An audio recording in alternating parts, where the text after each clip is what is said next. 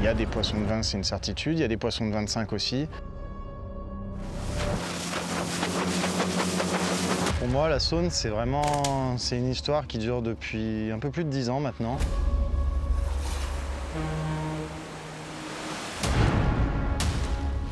Quand tu arrives, tu as fait ton amorçage la veille, on va dire à 18 h. Les poissons sont censés, sur le papier, être là.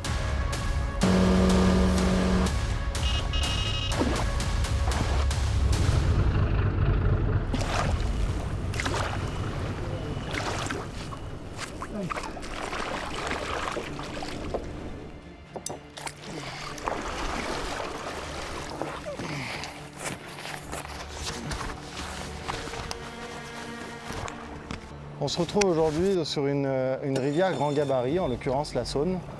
Je suis là pour 3 jours et le but de cette vidéo, c'est vraiment de vous montrer qu'il est possible, moyennant quelques petits trucs et astuces, de faire du poisson en secteur de nuit, sur une grande rivière comme ça. Et finalement, peu importe la superficie, on arrivera forcément à faire du poisson. Donc là, je vais être tout seul pour 3 jours et l'objectif, c'est de vous montrer comment je fonctionne quand je suis seul. Donc la partie pêche évidemment, mais aussi prendre ses photos tout seul, s'occuper à la pêche, hein, parce que mine de rien on ne fait pas du poisson toute la journée non plus. Et ben là en l'occurrence, je vais commencer par un pré-amorçage parce que pour moi je n'envisage pas de pêcher. Je fais des roulements de poste et j'envisage pas de pêcher sur un poste que je n'ai pas préparé.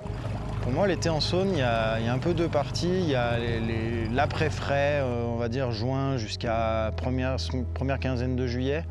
Là, on arrive encore bien à toucher du poisson la journée, donc il n'est pas rare que je fasse un poste de jour, un poste de nuit et que je fasse tourner comme ça. Par contre, on va dire passer le 14 juillet, les touches de journée ont tendance à se raréfier un petit peu et pour une activité qui est de plus en plus nocturne. Et du coup, là, c'est rare par contre que moi je me mette à faire des sessions de plusieurs jours comme on a pu faire là pour ce tournage. Hormis vraiment l'hiver où je m'embête pas avec les tigers, c'est Billy Tiger quasiment toute l'année en pré-amorçage. Et je mets entre 4 et 6 kilos, ça dépend un peu des spots. Là on est quand même sur une ouverture assez grande, donc je préfère en mettre un peu plus. L'idée c'est vraiment de répartir, quoi. Faut même pas chercher à réfléchir. Je sais où je vais mettre mes cannes, mais par contre, faut pas chercher à amorcer que là où on met les cannes parce que le but c'est vraiment de faire nager les poissons. Et pourquoi les tigers finalement là-dedans, c'est parce que les billes vont subir les écrevisses, vont subir un peu les blancs. Et les tigers déjà beaucoup moins, donc ça permet qu'il y ait toujours un petit quelque chose au fond, même si les billes se sont fait manger quoi finalement.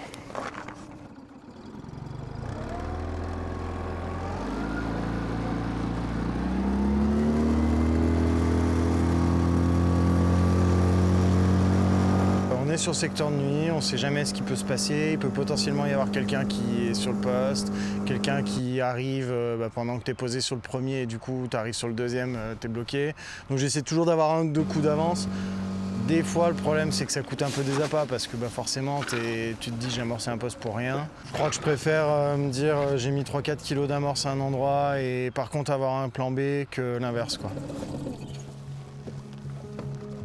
Pour moi, la Saône, c'est une histoire qui dure depuis un peu plus de 10 ans maintenant. Je l'ai découvert de mémoire en 2014. J'avais fait quelques pêches. Après, pour des raisons professionnelles, je suis parti en région parisienne, puis je suis revenu dans la région lyonnaise. Et au moment de vouloir acheter une maison, c'était un des critères, c'était de se rapprocher le plus possible de la Saône. Et du coup, depuis 5-6 ans maintenant, je consacre une grosse partie de ma vie à cette rivière et à ces poissons.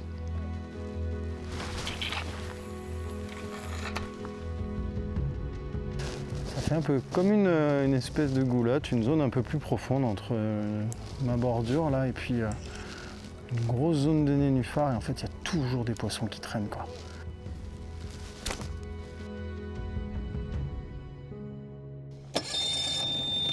Le poste où on est là, c'est un poste que j'avais amorcé 2 fois. La première fois j'ai mis 3 kilos je dirais.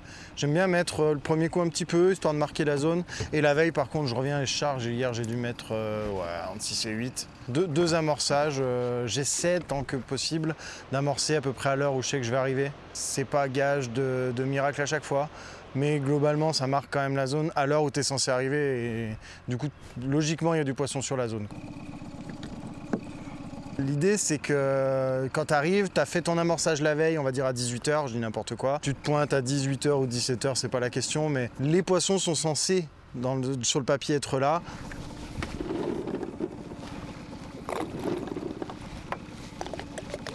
Et la preuve, j'étais pas prêt, j'avais pas encore allumé le détecteur, enfin voilà, c'est allé un peu plus vite que prévu, mais n'empêche que c'est bien une belle preuve que la technique fonctionne et que ça permet d'avoir du poisson sur la zone et qui se nourrit, quoi.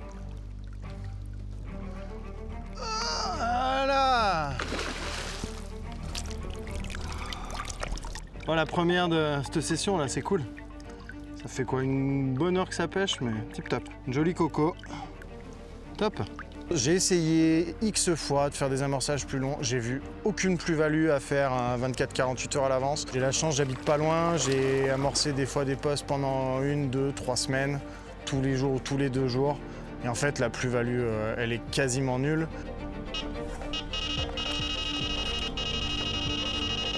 Hormis le fait qu'à tout moment, tu peux arriver à avoir quelqu'un qui est du coin ou même pas du tout, qui est sur ton poste, et du coup, bah là, forcément, il faut trouver un plan B rapidement, quoi.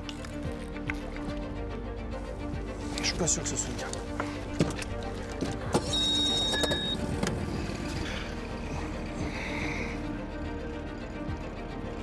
Par contre, ça gaze, hein.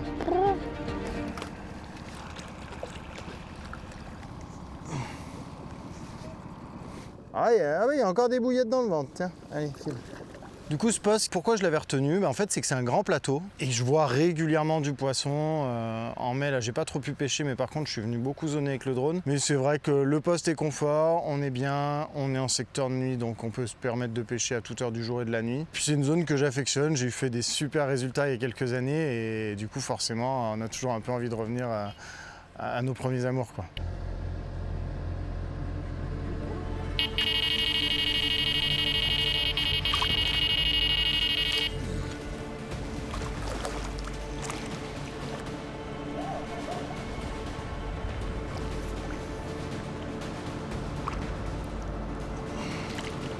Après la commune de tout à l'heure, une petite miroir. Bah c'est bien, ça enchaîne, c'est cool. Là on arrive fin juillet. Globalement tu vas faire le gros de tes touches entre 18h et 22. Et du coup ce que je fais c'est que généralement en journée, tout début de soirée, les poissons ont tendance à être sur le plateau. Donc je mets des cannes plutôt dans les herbiers ou vraiment en périphérie immédiate. Et par contre à 22h, enfin une fois que la nuit est bien tombée, j'hésite pas, tant pis, je remets un coup de bateau et je vais reculer des cannes s'il faut pour aller pêcher derrière et pêcher d'autres spots parce qu'en fait le plateau la nuit il est complètement stérile et à part enchaîner les glanes, ça n'a aucun intérêt. C'est très rare de faire des carpes sur les plateaux comme ça de nuit.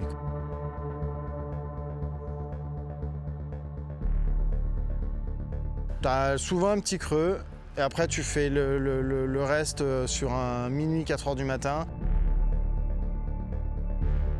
Et après, tu fais tes touches qu'à 8-9h le matin. Déjà, à cette époque-là, la fin juillet, c'est déjà vachement plus rare d'arriver à vraiment déclencher de la touche en journée, quoi.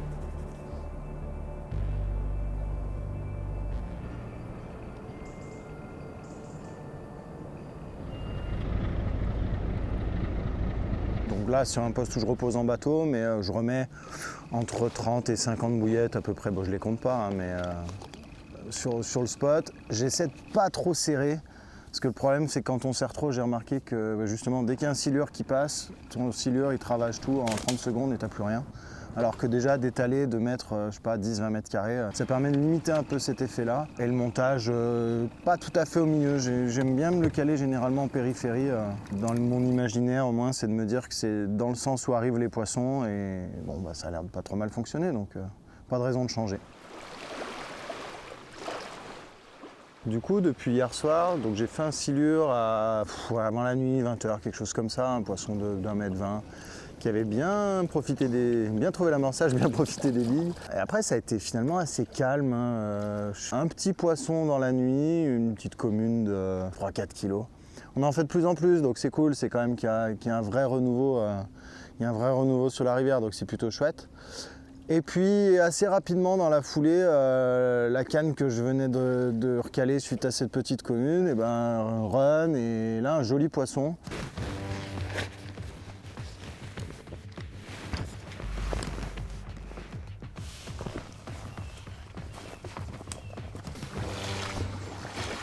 Bon là j'ai pris le poisson mais je remets toujours le pic parce que ça m'est déjà arrivé. Tu veux fatiguer ton poisson et bien entendu tu fais une touche à ce moment-là et tu sais plus quoi faire. Donc je préfère me laisser le pic 2 minutes et revenir le chercher après, comme ça je suis tranquille.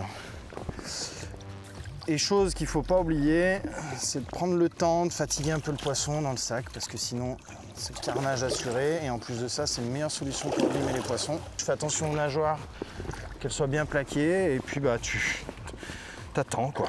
T'attends, elle va mettre des coups de queue, des coups de tête. Pas trop coller, pas trop serrer la queue parce que c'est une bonne solution pour les abîmer aussi.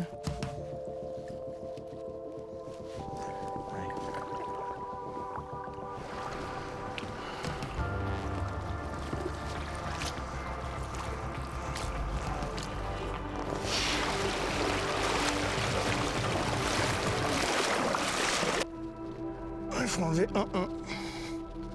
Allez, 18-2, vendu. Et voilà ce beau poisson là qui vient valider l'approche sur ce poste. Une approche qui finalement est relativement simple mais qui fonctionne. Il faut juste bouger, essayer de trouver des poissons, puis généralement ça se passe plutôt bien. Voilà. Super commune, franchement je suis bien content. Donc voilà, là il est tout à fait possible de faire des photos tout seul, à condition d'avoir un peu d'organisation. Moi ce que je fais, je mets mon trépied, je mets un retardateur, je me regarde à peu près là où je suis, c'est bon, je vois, j'enlève les lunettes de soleil parce qu'avec des polas sinon on voit rien. Et une fois que tout est bon, je regarde à peu près où je suis au sol, et là je vais chercher mon poisson et j'enlève le retardateur, je mets un intervallomètre, c'est-à-dire que ça va me faire une vingtaine de photos, une photo toutes les 3 secondes. Ça me permet d'éviter les allers-retours, ça permet de raccourcir aussi considérablement la séance photo. Et je pense que le poisson, il s'en porte pas plus mal d'ailleurs.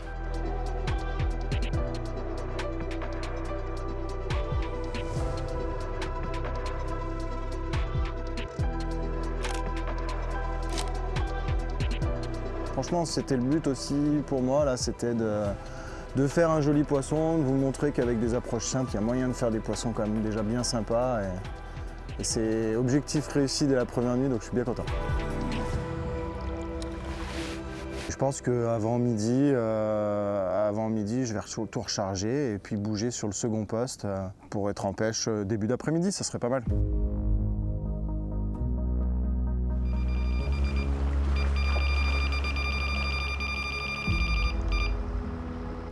En fonction des saisons aussi, on a malheureusement, hein, c'est aussi le principe de la rivière, c'est qu'il y a quand même quelques contrariétés. Les chevennes en sont une, les brèmes à certaines périodes de la saison c'est une catastrophe. On a de plus en plus de silures. Là moi depuis 2019 que je pêche le secteur, j'ai vraiment vu la différence, hein. C'est x4 quasiment mon nombre de silures par an. C'est cyclique, dans 5 ans ça aura changé, il faut faire avec, de toute façon, il faut combiner.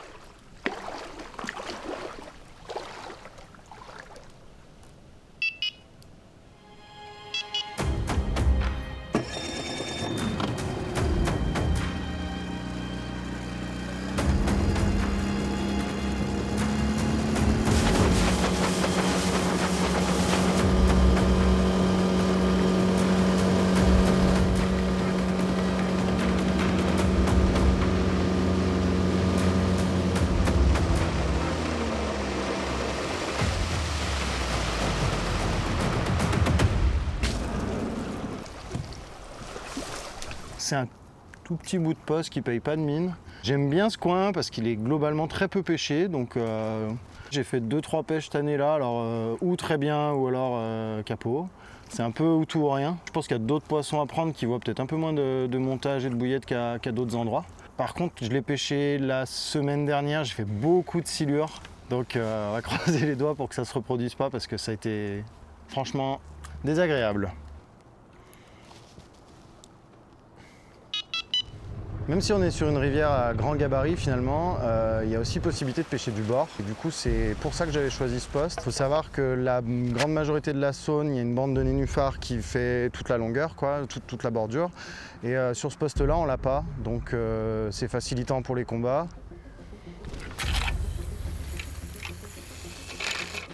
Donc c'est un poste où on peut potentiellement faire du rendement, donc ça permet de relancer facilement et de gagner du temps et de l'efficacité, quoi.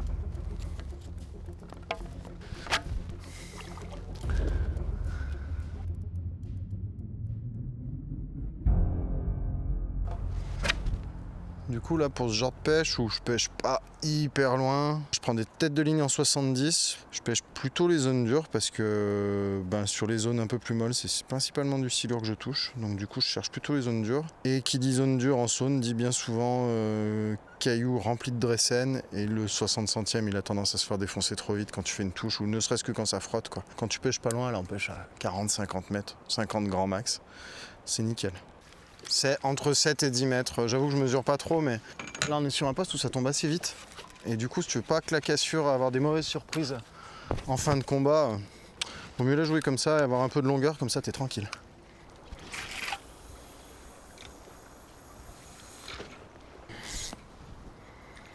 Ça va être temps que je leur mette un coup d'huile. Ils ont pris l'eau l'autre jour, j'ai un bateau qui m'a renversé le rod-pod, j'étais ravi. Il va falloir faire un petit entretien des moulins, ça va leur faire du bien. C'est marrant, il y a quand même un peu de courant, hein. Plus que l'autre fois. C'est pas le moment.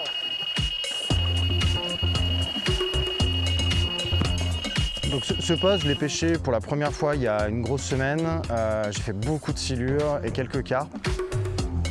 Au sondeur, je vois du silure, donc je sais déjà que ça va pas forcément très bien se passer. Mais je pense qu'il y a moyen de faire des poissons, c'est une zone de passage. Si des poissons passent, je les prendrai, du moins j'espère. Allez, il est là.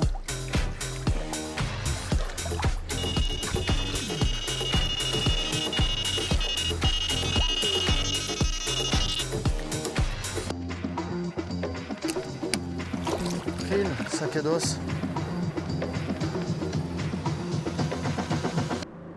Là, les bateaux passent vraiment pas loin, le chenal est à une cinquantaine de mètres. J'évite d'aller trop loin, déjà parce qu'il y a une belle cassure devant et donc tu peux te permettre de pêcher à 40-50 mètres facilement.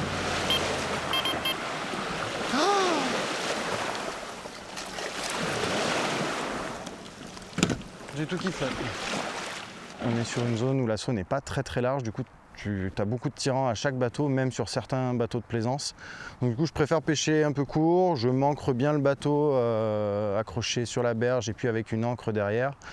Et puis je mets un petit peu plus de poids s'il faut. Là je suis monté sur des ponts de 170 et normalement ça devrait le faire.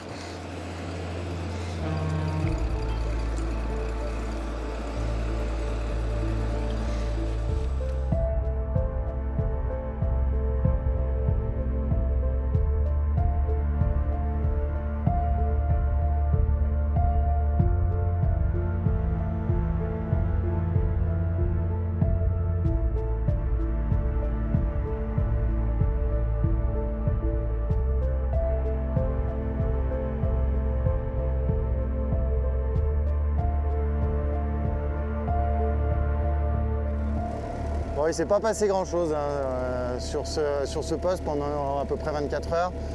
Je fais 2 petites carpes, une petite miroir et une commune de, je sais pas, 7-8.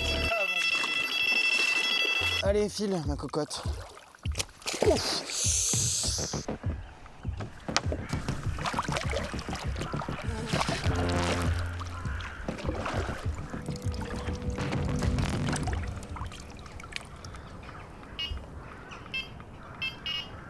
Par contre, j'ai fait 7 silures, je crois. Du tout petit de 50 à des poissons de 1,50, 1,60 maximum. Et puis une poignée de chevennes aussi, donc usant, mais bon, c'est le jeu aussi, hein. C'est un peu le problème des postes de passage, c'est que tu sais pas trop sur quoi tu tombes. Des fois, tu les enchaînes, et puis là... Donc voilà, je navigue direction le 3e et dernier poste, qui est encore complètement différent. L'idée, c'était vraiment de faire 3 trucs qui n'avaient rien à voir. Et puis voilà, tout recommencer le cinéma, réamorcer, reposer les cannes, pour le coup lancer, et puis après croiser les doigts, quoi.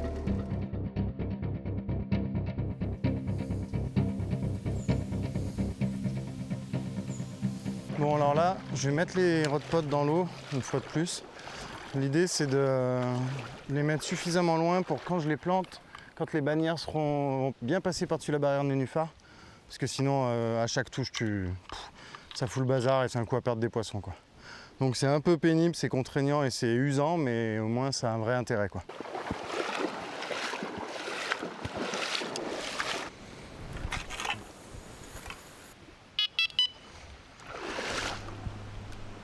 Donc là, je viens de caler sur une espèce de bosse là dans 5. C'est une zone où globalement c'est relativement profond. Je sais que la bosse est bonne parce que j'ai suffisamment pêché ce poste pour le savoir, mais l'objectif d'une manière générale sur ce genre de rivière, c'est d'essayer de trouver ce qui casse la monotonie.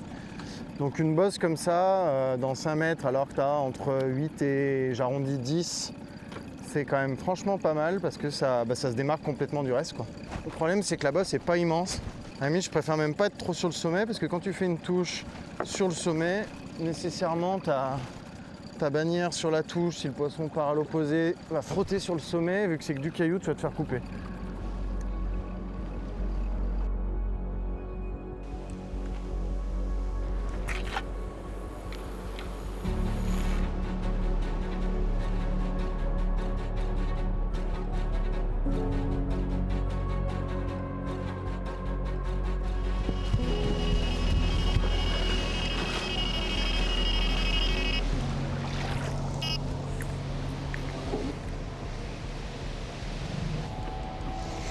Petite carpette.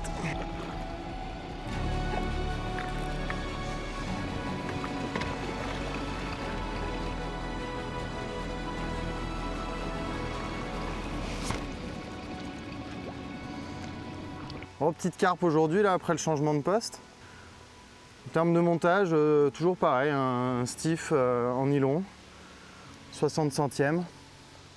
Quelque chose de très simple mais qui finalement on l'a vu, hein, que ce soit les glanes ou les carpes, ça pique toujours très bien, donc pas de raison de changer. Donc comme je viens de le dire, j'utilise des matériaux relativement simples et plutôt rigides. Donc j'ai une base sur une tresse de 30 centièmes, c'est le bon compromis pour moi. En dessous c'est un peu risqué si ça frotte, et 35 ça devient un peu chaud pour lancer. En termes de tête de ligne, j'ai mis une 70 centièmes pour lutter contre les dressènes. Tu gagnes un petit peu si ça frotte par rapport à du 60, ça casse quand même beaucoup moins facilement. Et puis en termes de silure, tu es quand même bien content quand tu te fais un gros combat d'avoir quelque chose de costaud quoi. Et là pour le bas de ligne, vraiment, c'est du nylon de tête de ligne en 60 centièmes avec un hameçon, donc soit ici en pointe droite, soit des hameçons point 30-30. Point 30-30 vraiment quand je suis sur des cailloux pour éviter que la pointe s'émousse trop vite. Et là pour le coup je suis plutôt sur un substrat assez mou, donc pointe droite. Une vingtaine de centimètres, une bille, et je mets toujours un petit stop au-dessus, soit un faux maïs, soit un bout de mousse. Outre l'aspect purement allégé, c'est de pouvoir bloquer le stop bouillette si écrevisses ou quoi, ils ont quand même plus de mal à le sortir. En termes de billes, j'utilise 2 appâts différents, donc une base crémeuse et une base épicée, et je mélange. Et après j'alterne, il y a des jours tu vas plus toucher à l'épicé, des jours plus à la crémeuse. Et là sur cette session j'ai pas vraiment vu de différence, donc je mets 2 cannes de chaque et comme ça je me prends pas trop la tête. Donc c'est un montage qui est relativement simple à faire, hyper rapide. Moi j'ai tendance à changer à chaque poisson parce que je suis un petit peu maniaque sur le piquant des hameçons. Mais ça a le mérite d'être fait en 1 minute quand tu es vraiment rodé. Tu passes pas trop de matériel non plus, c'est hyper pratique quoi.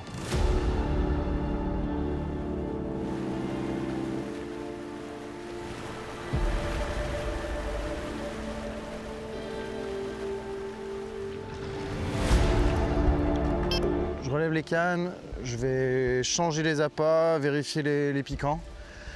Je relance tout, je remets 20 billes par canne parce que si c'est rien passé, ça sert à rien d'en mettre des seaux. Comme ça, le but c'est que ça reparte derrière, repartir propre avant la nuit et mettre toutes les chances de mon côté quoi.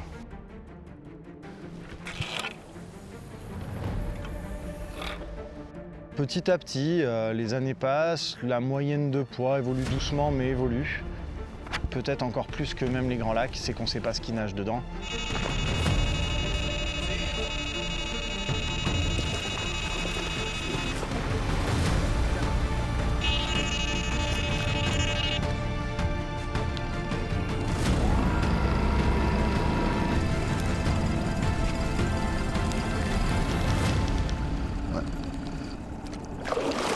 Il y a des poissons de 20, c'est une certitude, il y a des poissons de 25 aussi.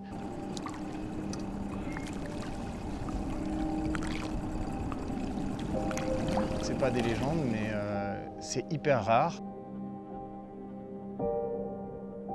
Le milieu est finalement peu pêché proportionnellement au nombre de kilomètres de berge et d'hectares. Du coup, je pense qu'on a encore beaucoup de choses à apprendre, à découvrir.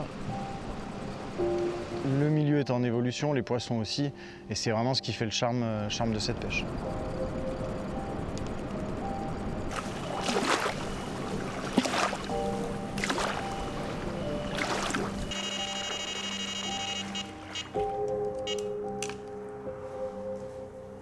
La semaine dernière, les poissons étaient plus gros. Cette semaine, ils sont plus petits. Il faut composer avec. De toute façon, on n'est pas décisionnaire des bancs de poissons qui passent.